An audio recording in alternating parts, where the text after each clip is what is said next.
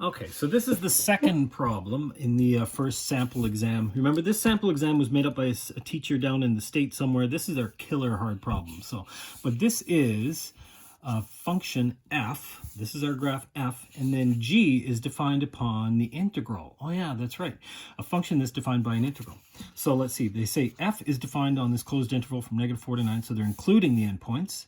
The graph is a semicircle and a quarter circle and 3 linear segments. Okay, so the reason they're telling you it's a circle, it's semicircle, so I know I can use pi r squared, right, for the area of a circle. Notice they didn't tell you, by the way, area of a circle is pi r squared. They expect you to know that. And this is a quarter circle, yeah, pi r squared. And then I've got line segments. I can make triangles and rectangles and stuff like that out of this. Okay, so it says g is defined by this function, 3x plus the integral from 2 up to... So starting here, going forward, going backwards, remember, going backwards, I'm going to use a negative of a negative area. This would become a positive area as I'm going backwards.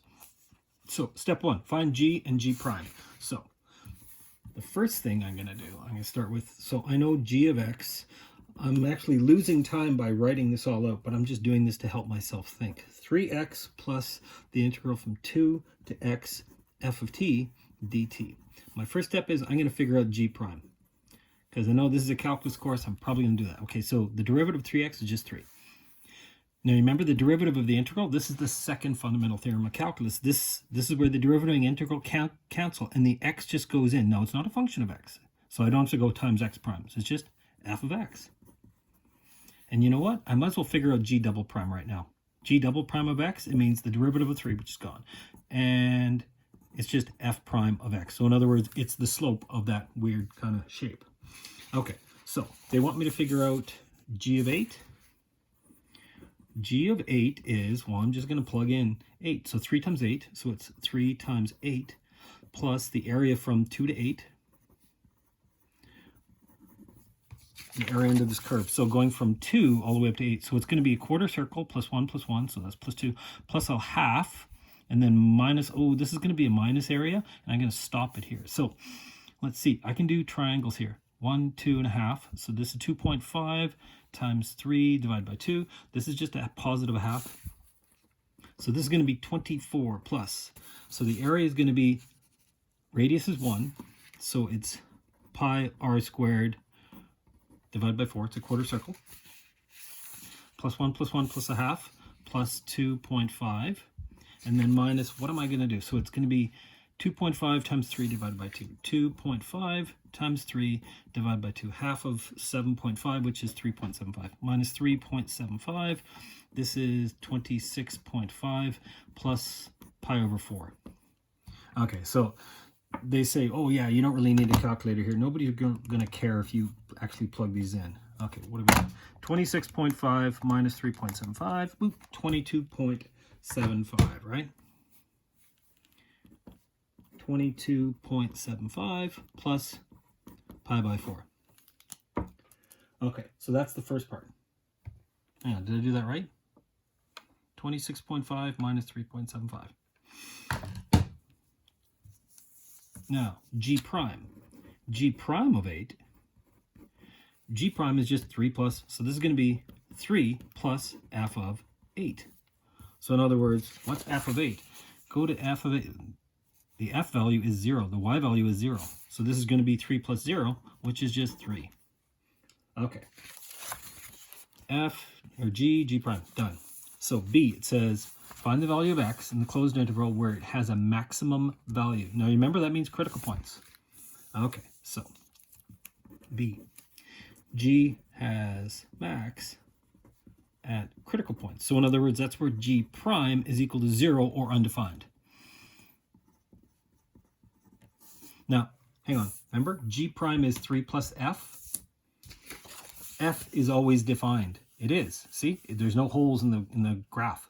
So that's never going to happen. So in other words, where g prime, which is 3 plus f, is equal to 0. So in other words, that means where f is equal to negative 3. Okay, looking at the graph. Where is f equal to negative 3? Right here at the value of 7. And also here at the value of negative 1. Now, those are my two critical points, or endpoints.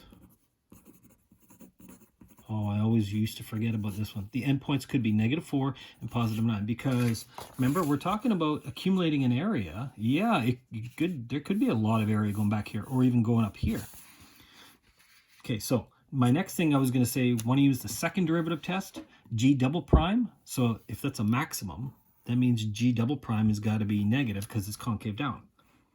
Now, what's G double prime? G double prime is F prime, and the slope of this thing, G double prime, I don't think, if I move this thing up 3, remember, I don't think it's ever going to be negative. I don't think the second derivative is going to work. What I ended up doing is, let's look at x and g of x, because it says, where does g have a maximum? And it's either going to be at -4, -1, 7, or 9. There's my 2 endpoints, and there's the 2, hang on, let's move that up. 2 endpoints and 2 critical points, right? Critical point, critical point. So what is g of -4?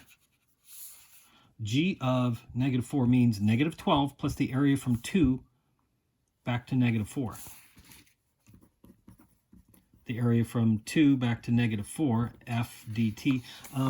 This is going to be negative. This is going to be positive. Yeah. So this is pi r squared. Radius is 3.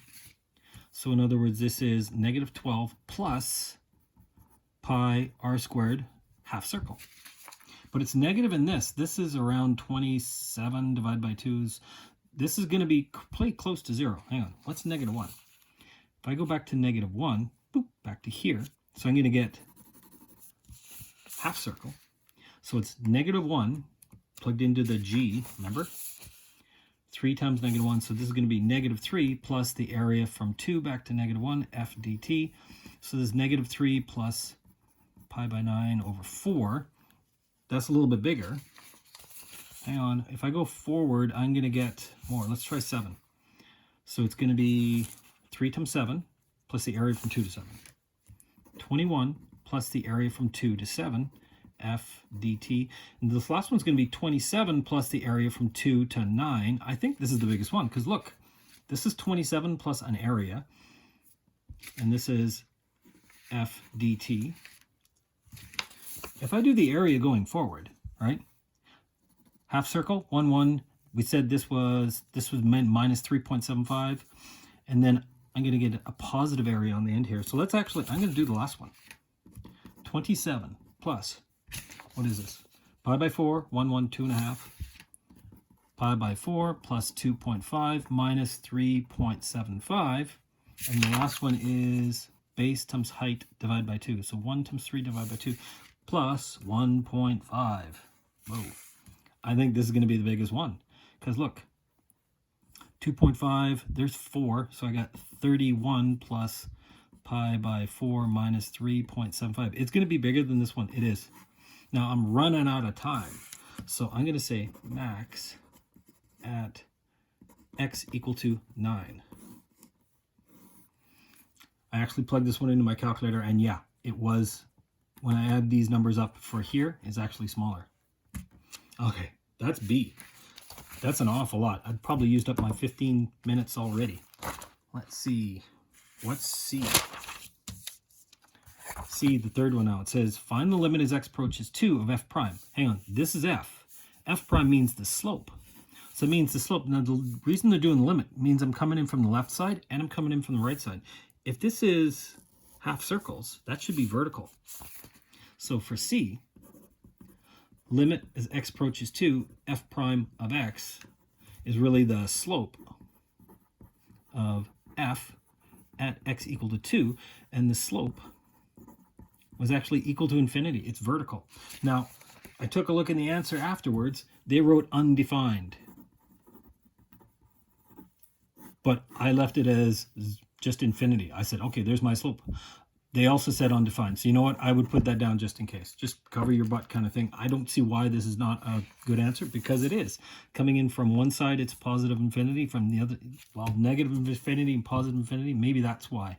But the slope there, as you're coming in from one side, that's positive infinity. That's positive. And as you're coming in from the other side, it's also positive infinity. Yeah, it's really positive infinity from both. but you might as well put down undefined. Okay. D was the one I got to, and I had no idea, and I think I ran out of time when I first looked at this one. So let's try and figure this thing out. Limit as x approaches 3 of 8g of 2x minus 2 pi minus 160 all over e to the x minus 3 minus 1. Remember, our first step, plug in your number. You're going to get e to the 3 minus 3, e to the 0, which is 1. 1 minus 1 is, I bet you this turns out to be 0 over 0. I'm willing to bet, and that's why we'd probably have to use L'Hopital's rule. Okay, so you know what? I'm going to take 3 and plug it in. So in other words, this is 8 times g of 6, right? Minus 2 pi minus 160. I don't know what g of 6 is. G of 6, if we go back to this original, what's g of 6? It's 3 times 6 plus the area from 2 to 6, f of t dt. So this is 18 plus, okay, let's do the area from, we already did from here to here. So pi by 4, 1, 1. Now up to 6, you notice this positive and this negative, they're going to cancel. So it's really 1, 2, 2 plus pi by 4. So this is going to be 2 plus pi by 4. So in other words, this whole thing becomes 20 plus pi by 4. And then I'm going to go 8 times that. Guess what? You're going to get 160 plus 2 pi, and they're going to cancel. See? 8 times this whole thing gives me 160 and 2. Okay, so g of 6, let's go down here. So the limit as x approaches 3, this becomes 8 times 20 plus pi by 4 minus 2 pi minus 160 all over 1 minus 1. This whole thing becomes 0 over 0. Undeterminate form. So indeterminate form. Therefore, by L'Hopital's rule, it says if it's an indeterminate form, you can do the derivative of the derivative. So the limit should equal the limit as x approaches 3. I'm going to do the bottom first. The derivative of e to the x minus 3 is e to the x minus 3 times 1, right? The derivative of e to the something is e to the something.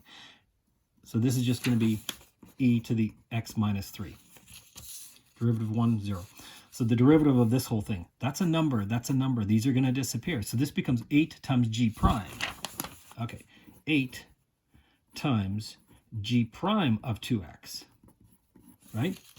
Because it was 8g of 2x times the derivative of the inside, which is 2. Okay, so now where are we at? Now can I actually plug in 3? If I plug in 3 now, I'm going to get e to the 3 minus 3, e to the 0, which is 1. Okay, that's actually okay. Right, okay, I'll say e to the power of 0. This is going to be 8 times g prime of 6 times 2. So 2 times 8. So it's going to be 16 times g prime of 6. So let's go back to where we started. What is g prime of 6? G prime is 3 plus f. So 3 plus f of 6. G prime of 6, when the x value is 6, the y value is negative 1. See that? 3 plus negative 1, 2. So this becomes 16 times 2, all divided by 1, which is 32. I never would have got that one. I think I would have ran out of time, but this is a really ugly. I've never seen one this ugly.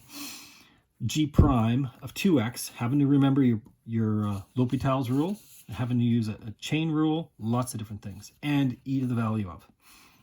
Okay, so remember, these are way harder, and I hope you're not going to see anything this ugly on the AP exam, but they are going to have different parts. Now, what if I didn't know how to do part D and I did part A and B? Sure, you don't have to do part A and B in order to do C. You can do any parts you want, but usually A and B, you might need some of those answers in the answers later. Alrighty, good luck with these.